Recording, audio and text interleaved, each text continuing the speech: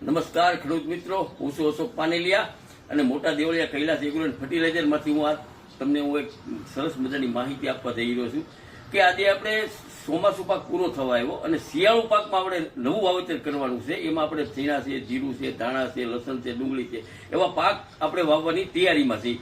હવે આપણે અત્યાર લગી આપણે શું કરતા હતા કે ભાઈ આપણે ડીએપી 12 હોળ કે 20 પાયામાં આપણે ખાલી નાખી દેતા. આપણે અત્યાર લગી ખેતી કરી એમાં મૂળ આખો પાક પૂરો થઈ જાય એમાં મૂળ આપણે 4 તત્વો આપીએ છીએ: ફોસ્ફરસ, નાઇટ્રોજન, પોટાશ ને સલ્ફર.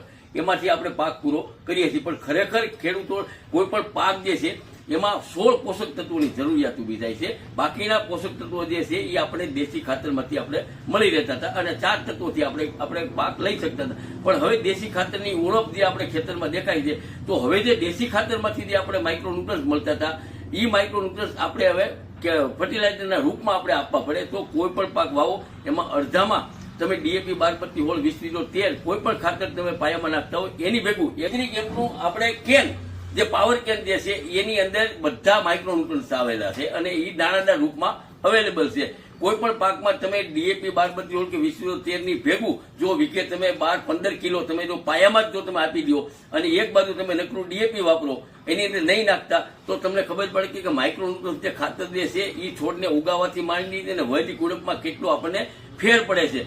હવે તો એ દાણાદાર ફોર્મમાં છે એ તમે ઉપરથી પણ આપી શકો, પણ જો પાયામાં જો તમે આપી દીધું હોય તો એના વધ કુણપને જે ખુમાશ રહેવી જોઈએ એ પાયામાંથી જ છોડને સીધું મળી રહે. તો હવે તમે નવું વાવેતર કરો એમાં ડીએપી 12 હોળ કે 20 એની ભેગું જો તમે એગ્રી કેમ્પનું પાવર કેન તમે અડધામાં જ તમે નાખો, અડધામાં નહીં નાખતા એટલે તમને ખબર પડે કે ભાઈ એક બાજુ તમે 16 પોષક તત્વોથી તમે ખેતી કરો ને એક બાજુ 4 પોષક તત્વોથી ખેતી કરો તો એ છોડના વૃદ્ધિ વિકાસમાં કેટલો, ફૂલ બેહવામાં, દાણો બંધાવવામાં, એમાં કેટલો વજનમાં કેટલો ફેર પડે છે એ તમને તમારા ખેતરમાંથી તમને ખબર પડી જશે. તો આ ખાતર તમને Mota Devaliya Kailash agro and fertiliser એ આ કંપનીના ઓથોરાઇઝ ડીલર છે કે અશોકભાઈ પાનેલિયાને ત્યાંથી એગ્રી કેમ્પનું પાવર કેન.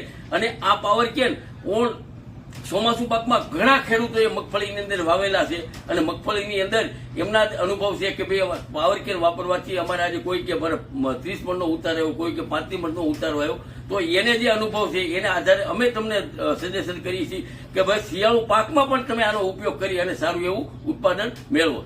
જય હિન્દ.